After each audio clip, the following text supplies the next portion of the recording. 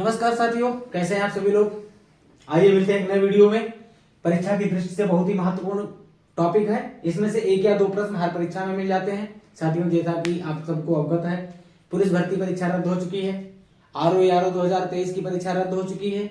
दोनों परीक्षाएं पुनर्परीक्षा होंगी जून या जुलाई के आसपास। PCS परीक्षा जो 17 मार्च को संभावित है 2024 वाली, वो भी डिले होगी, नोटिस आने वाला है। वो भी परीक्षा जून या जुलाई में जाएगी। तब तक के लिए हम रिवीजन का काम अपना जारी रखते हैं। और रिवीजन के ही टॉपिक में हमने एक आज नया टॉपिक लिया है। भारत के जैव मंडल आरक्षित क्षेत्र जो भी है, जो राष्ट्रीय उद्यान जैव मंडल आरक्षित घोषित किए गए हैं, यानी जिनको बायोस्फीयर रिजर्व कहते हैं, वो कितने हैं। और उसमें महत्वपूर्ण बात ये मैंने शामिल की है कि यूनेस्को के विश्व नेटवर्क में कौन कौन से बायोस्फीयर रिजर्व जो जैव मंडल आरक्षित क्षेत्र हैं, वो कौन कौन से शामिल हैं, इनको भी मैंने शामिल किया है इसमें।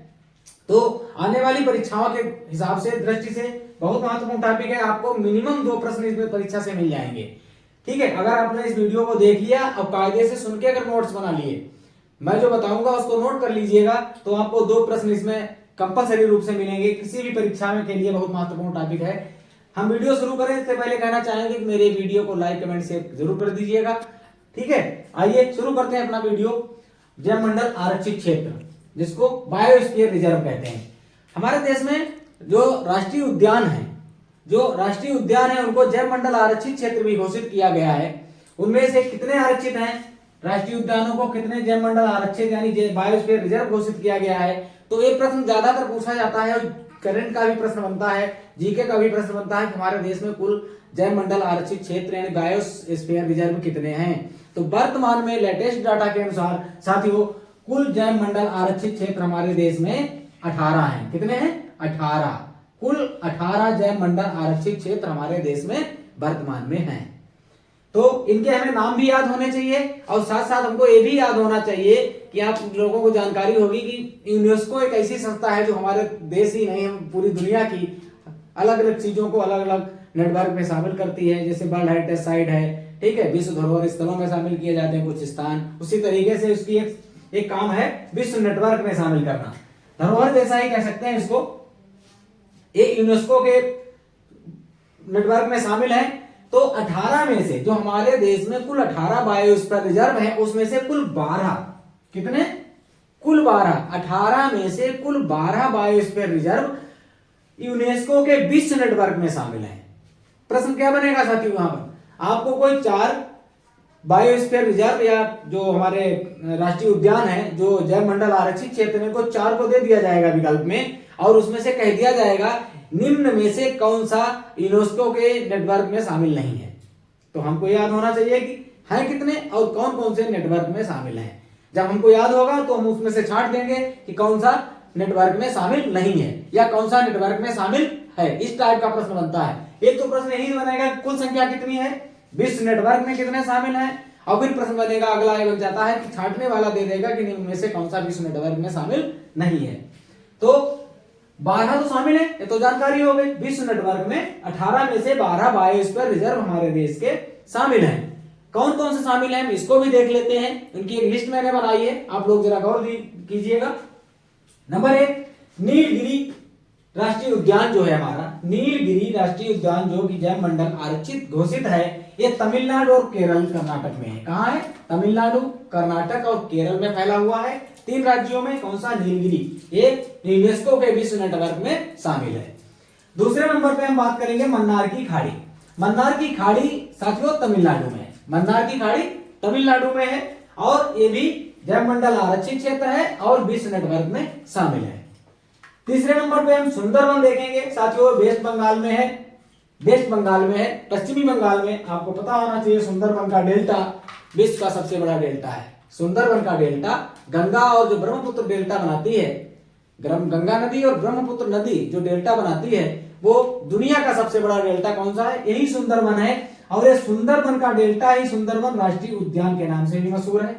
जैव मंडल आरक्षित क्षेत्र में शामिल है और यूनेस्को के विश्व नेटवर्क में शामिल है। 12 में से जो एक है ये भी है। तो याद है, सुंदरवन विश्व का सबसे बड़ा डेल्टा। ठीक है, एक आप लोगों से एक प्रश्न पूछेंगे, डेल्टा क्या होता है और एस्ट्यूरी क्या होती है। एस्चुअरी और डेल्टा क्या होता है मुझे कमेंट बॉक्स में जरूर बताइएगा। अगर आप लोग वीडियो देखेंगे तो मुझे उम्मीद है आप लोग कमेंट करेंगे और ध्यान से सोच के बताइएगा कि डेल्टा क्या होता है और एस्चुरी क्या होती है। तो सुंदरबन का डेल्टा हो गया। चौथे नंबर पे हम बात करेंगे नंदा देवी की। नंदा देवी उत्तराखंड में है। नंदा देवी एक चोटी भी है। नंदा देवी एक राष्ट्रीय उद्यान में है जो जैव मंडल आरक्षित क्षेत्र भी घोषित है और विश्व नेटवर्क में भी शामिल है। उसके बाद 5 नंबर पे हम बात करेंगे नोकरेक। नोकरेक एक चोटी भी है और वही एक पहाड़ी है। पहाड़ पे एक राष्ट्रीय उद्यान है जो जैव मंडल आरक्षित क्षेत्र में घोषित है और 12 नेटवर्क, विश्व के जो 12 नेटवर्क हैं उनमें भी शामिल है। ये मेघालय में है। नोकरेक मेघालय में है। नोकरेक मेघालय में है। छठा आता है पंचमढ़ी। साथियों पंचमढ़ी राष्ट्रीय उद्यान जो है हमारा जैव मंडल आरक्षित क्षेत्र मध्य प्रदेश में है। ये भी हमारा विश्व नेटवर्क में शामिल है। 7वें नंबर पर हम बात करेंगे सिमलीपाल। सिमलीपाल उड़ीसा का है। प्रश्न ज्यादातर सिमलीपाल से तो बहुत ही प्रश्न पूछा जाता है, तो बहुत ही इंपॉर्टेंट है। सिंगल प्रश्न में भी पूछ दिया जाएगा कि सिमलीपाल कहाँ है, सिमलीपाल कहाँ का राष्ट्रीय उद्यान है, सिमलीपाल कहाँ का जैव आरक्षित क्षेत्र है। तो ये कहाँ का है? ये साथियों उड़ीसा में है। सिमलीपाल उड़ीसा में है। ग्रेट निकोबार। ग्रेट निकोबार नाम से ही क्लियर है कि ग्रेट निकोबार कहाँ होगा? अंडमान और निकोबार में होगा। अंडमान और निकोबार में होगा। ये भी हमारा यूनेस्को के विश्व नेटवर्क में शामिल है।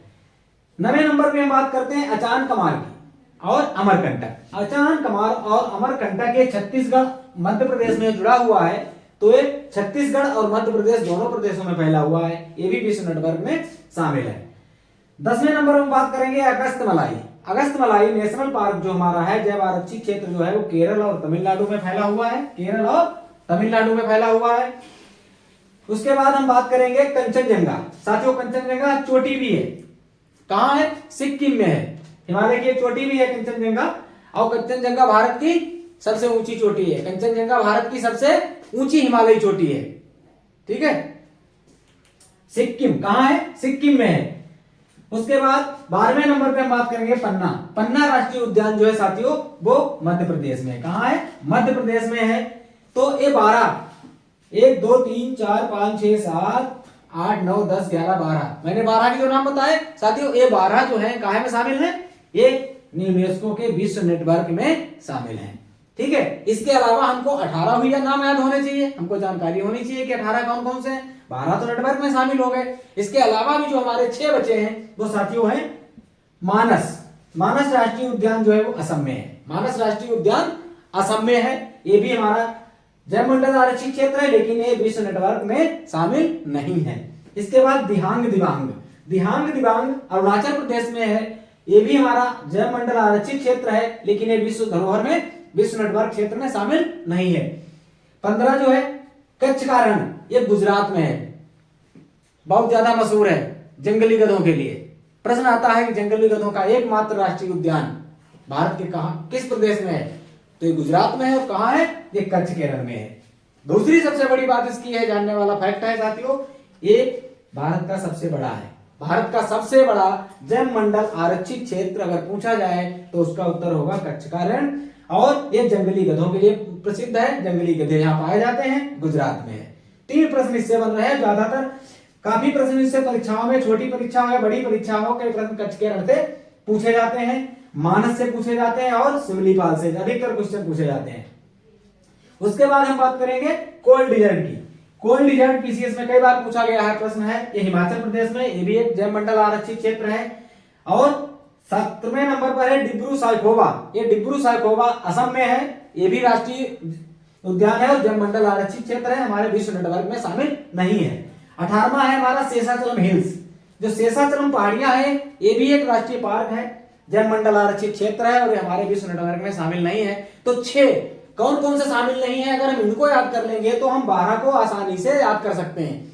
परीक्षा में अगर पूछा जाएगा कि कौन सा शामिल नहीं है तो हमको 6 ही याद करने हैं। अगर हम उन 6 को याद कर लेंगे, कौन कौन से? मानस असम, दिहांग दिबांग अरुणाचल प्रदेश, कच्छ का रण गुजरात, कोल्ड डिजर्ट हिमाचल प्रदेश, डिब्रू साइखोवा असम और शेषाचलम हिल्स आंध्र प्रदेश। इस तरीके से अगर हमने याद कर लिया, अच्छो एक बार और रिपीट करते हैं, सुनते सुनते याद हो जाएगा। मानस असम, दिहांग दिबांग अरुणाचल प्रदेश, कच्छ का रण गुजरात, कोल्ड डिजर्ट हिमाचल प्रदेश, डिब्रू साइखोवा असम और शेषाचलम पहाड़ियां अरुणाचल, आंध्र प्रदेश, ये 6 का हमने याद कर लिया। तो 6 को हम इनमें से अलग कर सकते हैं। अगर परीक्षा में पूछ देता है कि कौन सा नहीं है तो हम तुरंत उसको बता देंगे ये वाला नहीं है, आपका आंसर सही हो जाएगा। 6, केवल 6 याद करने से, 12 की याद करने की आवश्यकता नहीं है।